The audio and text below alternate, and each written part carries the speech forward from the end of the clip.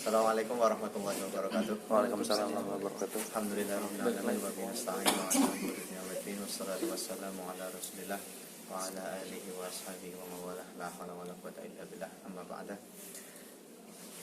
Terima kasih pada seluruh bapak-bapak dan di sini bapak-bapak semua kayaknya. Warga Kiparlits, Muslim Kiparlits. Alhamdulillah pada kesempatan hari ini kita bisa melanjutkan kegiatan kajian 2 mingguan kita. Untuk hari ini kita mempunyai pembicara yang sudah tak asing lagi, tapi pembicaranya bukan biasanya, jadi pembicara baru dengan yaitu Ustadz Zain Maulana yang akan membawakan tema yang baru. Untuk hari ini kita tidak melanjutkan yang Arba'in Nawawi, tapi tema baru yaitu tentang Islam dan politik. Tidak tahu nanti mau bahas seperti apanya, tapi dari namanya kayaknya sudah tema yang panas gitu ya. Ya, tema yang berat. Oleh karena itu saya kira langsung aja waktu saya sampaikan, saya serahkan kepada Zain menyampaikan pengajian pada hari ini. Assalamualaikum warahmatullahi wabarakatuh. Waalaikumsalam warahmatullahi wabarakatuh. Muhammad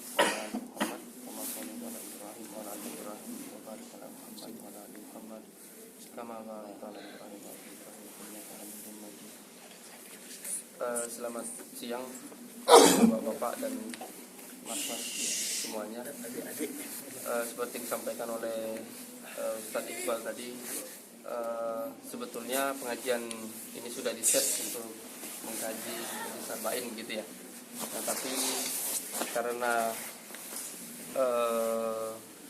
ada kaidah bahwa segala sesuatunya harus diserahkan kepada ahlinya, nah maka untuk Jumat ini kita skip dulu gitu. Nah, nanti dilanjutkan oleh Ustadz Farid lagi gitu ya, dan ustadz-ustadz yang lainnya gitu. Nah, oleh karena itu hari ini tadinya temanya akan disampaikan oleh Ustadz Iqbal, tapi karena akhirnya diserahkan lagi kepada saya, ya terpaksa saya mengambil tema yang tidak jauh-jauh dari apa yang sudah saya yang saya pelajari selama inilah begitu ya. Daripada nanti kalau mau bicara Islam dan hukum nanti ada Ustaz Brahma kan gak enak gitu ya. Jadi Islam dan politik aja begitu. Islam dan engineering. Nah, kalau Islam dan engineering nanti ada Bang Haikal dan Ustaz Faizun dan lain-lainnya kan gak enak juga nanti. Nah, selain itu saya melihat bahwa sepertinya tema mengenai Islam dan politik ini cukup menarik untuk kita bahas kembali begitu. Meskipun kita tidak berada di tanah air, gitu ya, tidak langsung merasakan suasana politik di tanah air, tapi karena berkembangnya sosial media sehingga aura-aura itu juga ternyata sampai gitu ya. Setidaknya kita juga mengikuti fenomena-fenomena politik yang minimal di tanah air kita lah gitu ya. Karena barangkali di negara lain tidak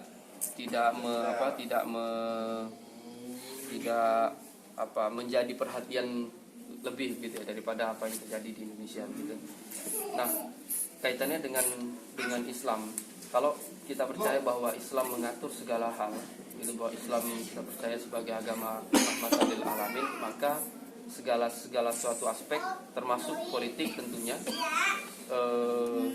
juga pasti ada gitu ya, juga pasti diatur sebagaimana halnya ekonomi, hukum, sosial dan yang lain-lainnya begitu. Nah, namun menariknya tidak seperti halnya misalnya ekonomi gitu, yang banyak disinggung oleh Al-Quran secara eksplisit gitu ya, secara jelas segala sesuatu hukum mengenai hal-hal yang berkaitan dengan ekonomi, misalnya salah satunya misalnya riba, hukum jual beli, dagang dan segala macamnya gitu. Tetapi tidak halnya dengan politik, yang banyak yang menganggap bahwa hampir tidak ada secara eksplisit di Al-Quran yang menyebutkan ataupun mengatur secara khusus politik, apalagi sistem politik gitu.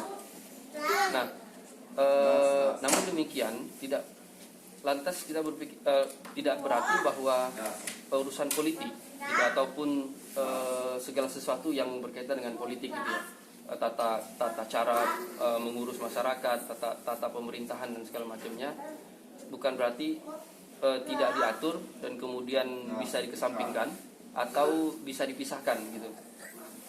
Nah, dari sisi sosiohistoris misalnya kita bisa melihat bahwa Nabi Muhammad juga melakukan kerja-kerja politik gitu ya. Beliau pernah melakukan negosiasi politik dengan kaum kafir Quraisy yang kemudian menghasilkan berbagai macam perjanjian ya gitu. Salah satunya Piagam Madinah. Terus kemudian pada masa sahabat juga begitu. Terlebih misalnya di masa Khalifah Umar misalnya, ketika Islam mulai menyebar di banyak tempat, mulailah tata pemerintahan itu mulai dibangun gitu ya. Misalnya pencatatan harta kekayaan gitu ya, Baitul Mal diurus secara lebih profesional. Terus kemudian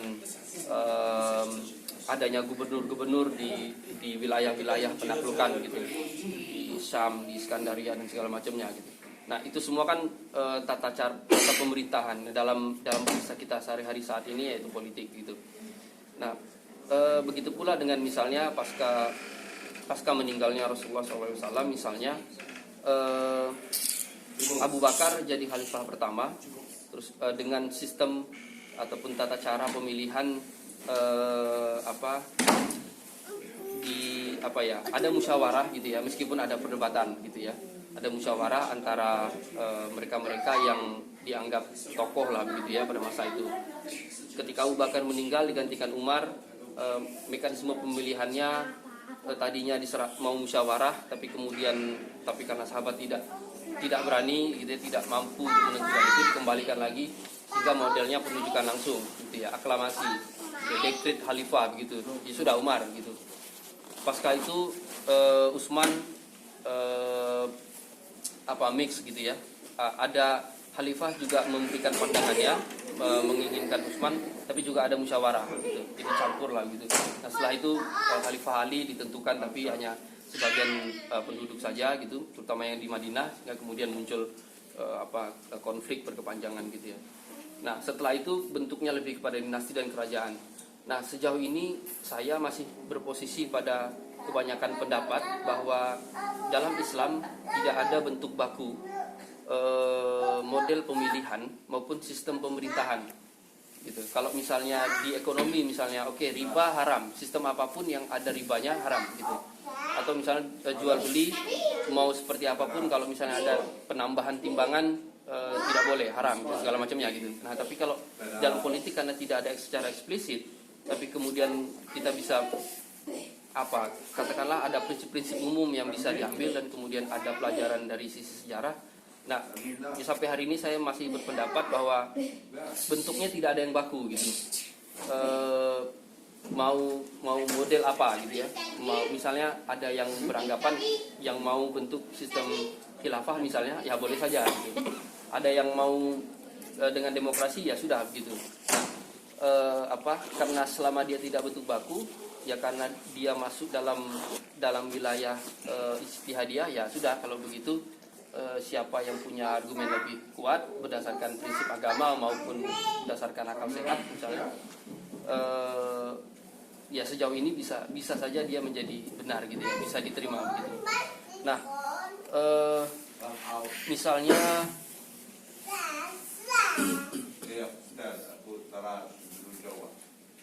di dalam Islam tujuan politik adalah dua gitu. Yang pertama untuk mencapai kemaslahatan gitu. Yang kedua untuk menghilangkan kemudaratan gitu. Jadi tujuan utamanya itu dua itu. Nah, di dalam kitab Siyasah Syariah Ibnu Taimiyah menekankan bahwa mengurusi dan melayani kepentingan manusia adalah kewajiban terbesar agama gitu. Di mana agama dan dunia tidak bisa tegak tanpa adanya kepemimpinan. Jadi untuk menciptakan kemaslahatan dan mencegah kemudaratan, tata kelola dan kepemimpinan menjadi penting gitu. Maka ya misalnya ketika Rasulullah wafat misalnya pasca itu, maka kemudian kenapa Umar dalam tanda kutip tergesa-gesa gitu ya, ayo cepat gitu, kepemimpinan harus segera ada gitu ya. Padahal ya misalnya Ali dalam masih keadaan berduka dan segala macam, yang kemudian muncullah beberapa kecurigaan masyarakat dan segala macamnya gitu ya. Tapi kemudian Umar berpendapat bahwa kepemimpinan itu harus ada supaya umat tetap bersatu pasca ketika tidak ada lagi Rasulullah pada masa itu. Nah, sehingga kemudian yang harus dilakukan adalah bagaimana umat tidak terpecah belah dengan menunjuk harus ada khalifah gitu ya, pemimpin. Nah, Ibnu Taimiyah lebih lanjut menambahkan bahwa ada dua prinsip yang bisa dipakai untuk dalam aktivitas berpolitik gitu ya, termasuk dalam menentukan pilihan politik. Yang pertama berdasarkan prinsip-prinsip agama, yang kemudian menurut Ibnu Taimiyah apapun yang kita lakukan, karena prinsip dasarnya apapun yang kita lakukan adalah harus pasti akan dipertanggungjawabkan nanti di akhirat. Maka dalam aktivitas politik itu pun pasti juga diminta pertanggungjawaban gitu. Apakah apa yang kita pilih, bahkan mungkin yang tidak memilih pun juga akan dimintai pertanggungjawaban. Kenapa tidak berpartisipasi begitu? Yang kedua menggunakan landasan akal sehat begitu ya. Nah, dari hal ini menurut saya yang pertama, boleh saja kalau ada seseorang yang cenderung menggunakan prinsip-prinsip agama gitu, prinsip-prinsip umum maupun barangkali menurutnya ada yang memang spesifik gitu ya, dari apakah itu dari teks ataupun dari sosiohistoris gitu pendekatannya dalam menentukan pilihan politiknya gitu. Sama halnya tidak ada persoalan ketika orang menentukan pilihan politik berdasarkan pertimbangan yang lain gitu. Apakah berdasarkan program ekonominya misalnya, ataukah berdasarkan apapun lah itu. Hanya saja setiap pilihan di konteks dunia pertanggungjawabannya, pilihan itu akan berpengaruh pada bagaimana nasib masyarakat ke depan atas pilihan yang sudah kita tentukan, bagaimana pola pemerintahan yang akan dibawa gitu. Nah, di akhirat mungkin akan, ya kita belum tahu gitu seperti apa bentuk pertanggungjawabannya, tapi pasti akan ditanya gitu. Kenapa kemudian memilih itu dan segala macamnya gitu ya. Nah, atau bisa kedua-duanya gitu. Bisa dari prinsip umum agama maupun juga plus dari akal sehat begitu dalam proses penentuan pilihan. Nah, kalau kita kaitkan dengan apa yang terjadi akhir-akhir ini di Indonesia gitu misalnya, menurut saya terkadang kecenderungan dari masyarakat terlalu fanatis menggunakan salah satu landasan berpikirnya gitu, salah satu pendekatan yang dia pakai, sehingga kemudian cenderung menafikan landasan berpikir yang lain, ataupun apa yang dia pakai seakan-akan yang paling benar, yang mutlak benar, dan kemudian yang lain cenderung menjadi salah gitu. Nah, fanatisme landasan berpikir ini menurut saya akhirnya susah untuk menerima pandangan yang berbeda gitu, sehingga ya terlalu banyak gesekan gitu ya, terlalu banyak bahkan permusuhan, bahkan ada yang meng-unfriend di Facebook gitu, macam-macam lah gitu ya, karena persoalan perbedaan pandangan gitu. Ya saya tidak ingin mana yang lebih benar, mana yang tidak gitu. Hanya saja kalau saja dari kita semua tidak terlalu mudah ataupun tidak terlalu cepat misalnya ikut-ikutan membuli gitu misalnya, mereka yang berbeda pandangan, mereka yang memilih berdasarkan agama lantas kemudian dianggap kurang piknik ya, macam-macam lah gitu ya, dianggap ya terbelakang gitu ya, tidak modernis begitu dan macam-macam lah gitu ya. Kalau misalnya mengutip apa yang sampaikan Prof Mahfud gitu misalnya di acara ulang tahun TV One pada waktu itu, saya lupa tanggal berapa itu ya, kita bisa lihat di YouTube ininya. Menurut beliau tidak ada hubungannya gitu seseorang menggunakan prinsip-prinsip agama dengan aktivitas, ya termasuk aktivitas politiknya gitu. Apa hubungannya misalnya memilih seseorang berdasarkan agama dengan tidak toleran gitu misalnya, atau bahkan ya itu bahasa-bahasa kurang piknik ini sekarang agak ngetren gitu ya di Facebook gitu misalnya, di sosial media. Kadang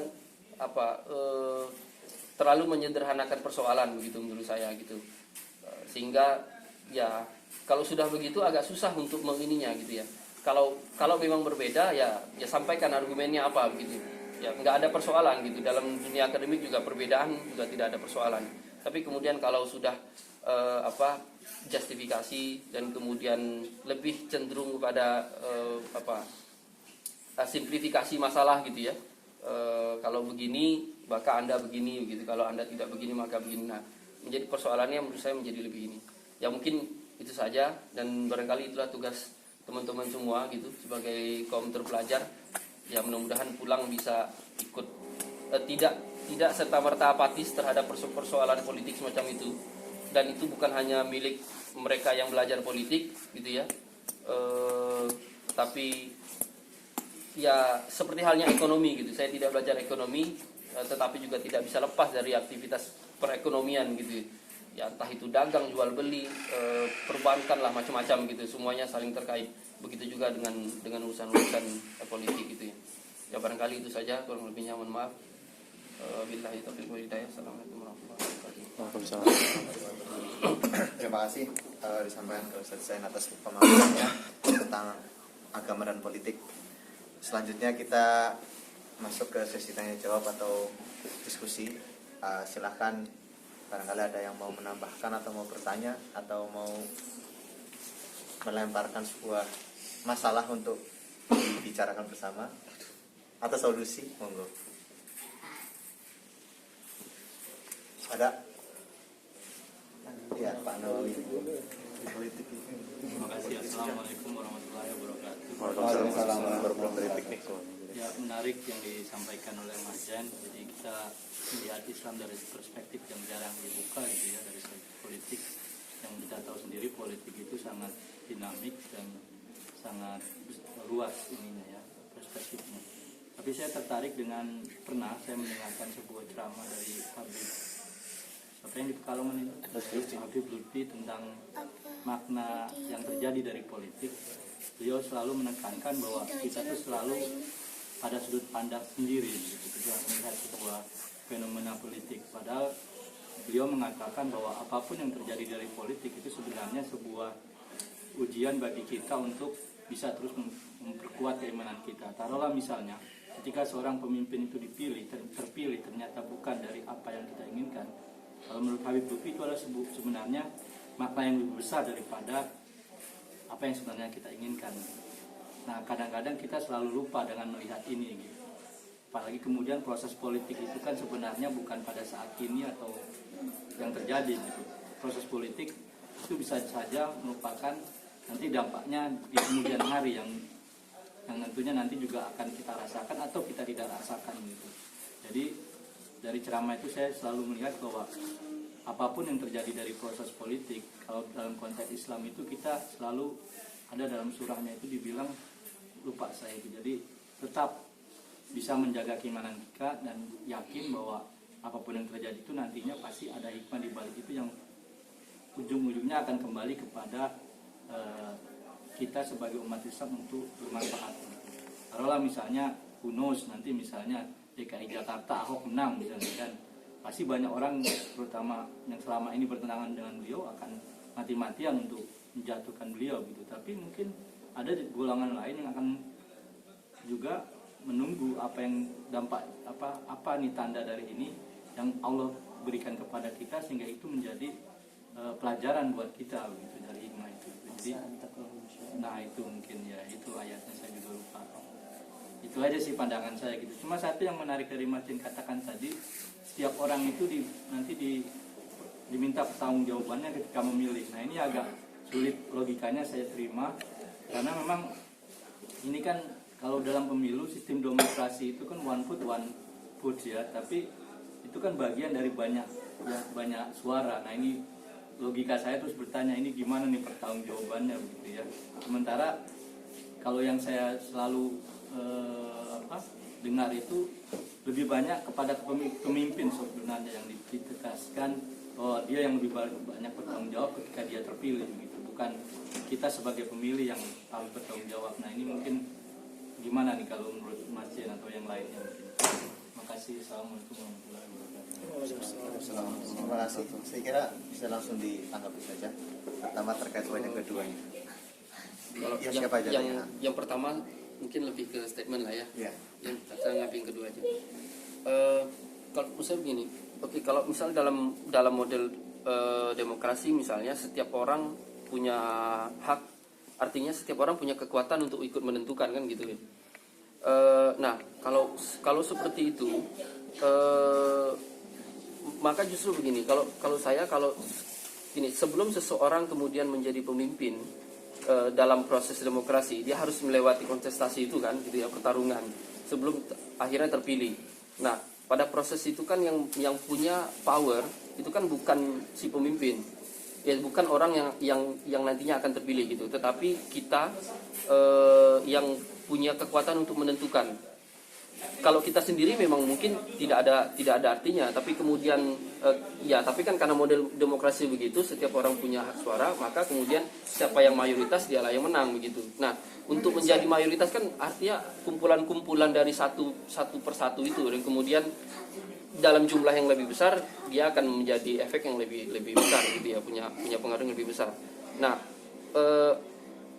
maka menurut saya ya, misal begini, kalau saya pribadi dalam menentukan pilihan, carilah info sebanyak-banyaknya dan kemudian mengolah berdasarkan kapasitas yang kita miliki pada saat ini.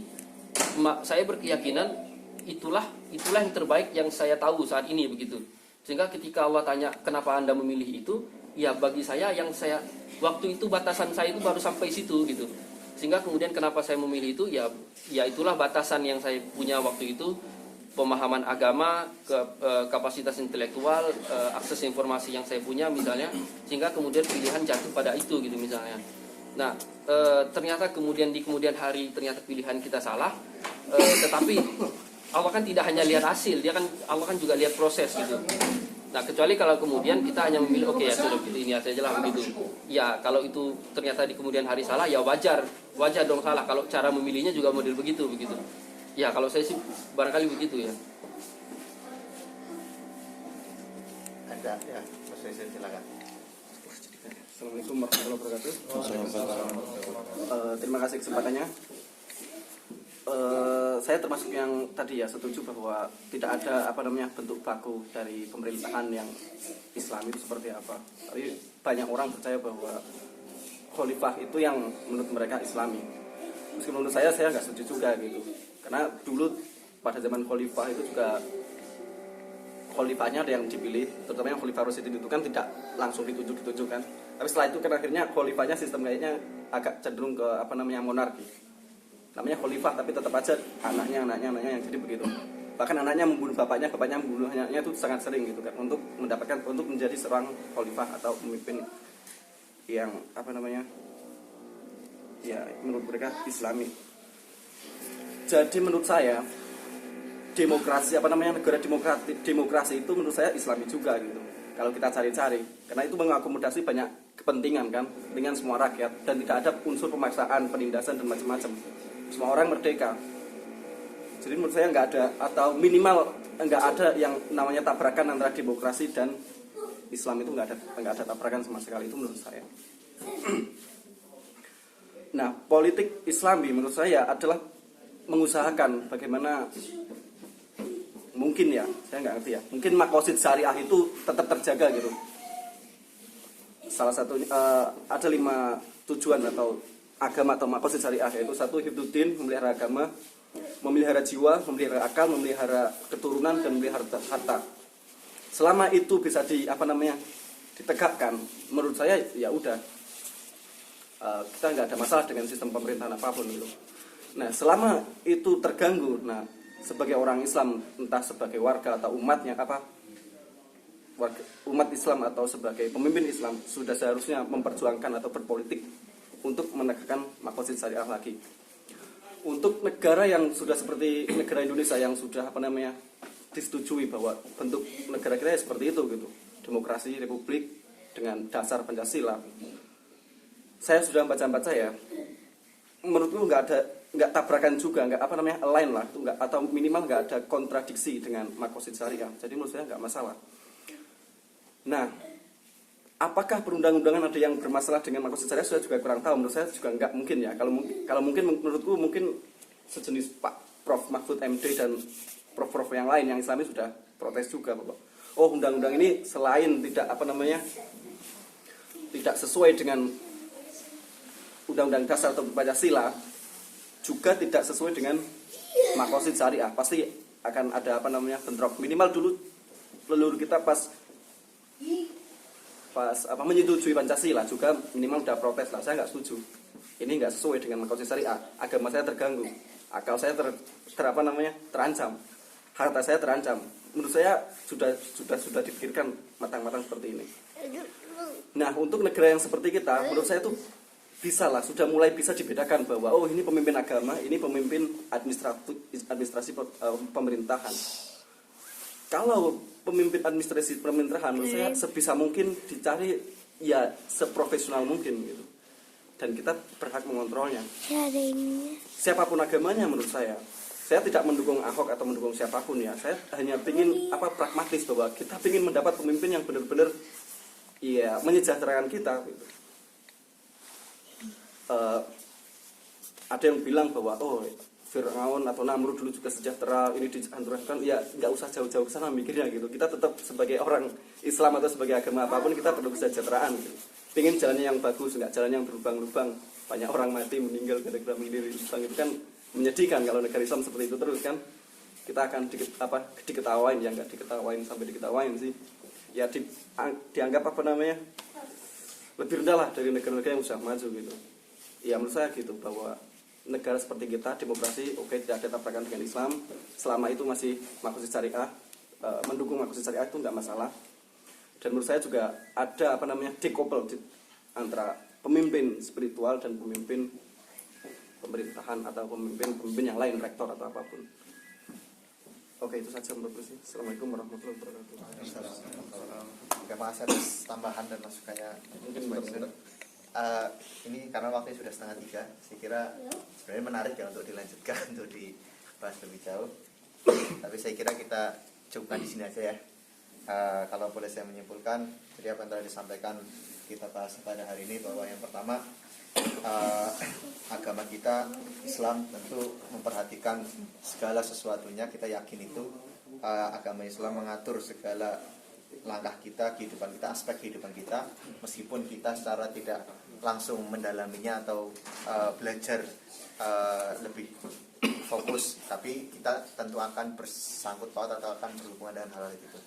Jadi sebagaimana tadi disampaikan oleh pembicara kita, bahwa kita mungkin tidak belajar ekonomi, tapi kita tidak lepas dari yang namanya aktivitas ekonomi. Itu saya kira catatan yang perlu kita pahami. Kemudian kita juga sepakat bahwa tidak ada bentuk khusus secara eksplisit atau bentuk baku yang diberikan oleh atau yang dicontohkan oleh kanjeng Nabi ataupun agama Islam terkait dengan sistem politik untuk mengatur sebuah negara, untuk mengatur sebuah umat. Oleh karena itu, bentuk apapun selama itu memang untuk kesejahteraan umat, untuk kebaikan umat, maka kita bisa menganggapnya itu adalah bentuk politik yang memang juga didukung oleh Islam, yang juga istilahnya disyariatkan oleh Islam, meskipun itu tidak dengan nama Islam atau tidak sama dengan apa yang dilakukan oleh kanjeng Nabi dan para sahabatnya. Selanjutnya terkait dengan pemilihan dan tanggung jawab, maka sudah layaknya kita sebagai orang Islam dalam memilih, kita juga perlu mempertimbangkan pertimbangan-pertimbangan cara pandang agama dan pertimbangan yang lain, yang sehingga ketika kita memilih itu benar-benar pilihan yang sesuai dengan istilahnya pilihan yang sudah bisa dipertanggungjawabkan, pilihan yang nanti ketika kita ditanya oleh Allah pun kita bisa memberikan alasan, kita bisa memberikan berbagai pertimbangan di balik itu, sehingga itu yang akan mungkin menjadikan rahmat Allah bisa sampai kepada kita bisa mendapatkan ampunan Allah dan mendapatkan rahmat Allah. Saya kira itu kesimpulannya untuk kajian hari ini. Semoga bisa bermanfaat untuk kita semua. Saya selaku moderator kurang lebih mohon maaf. Kita tutup dengan doa kafaratul majlis. Subhanakallahumma wa bihamdik, asyhadu an la ilaha illa anta, astaghfiruka wa atubu ilaik. Saya akhiri. Assalamualaikum warahmatullahi wabarakatuh.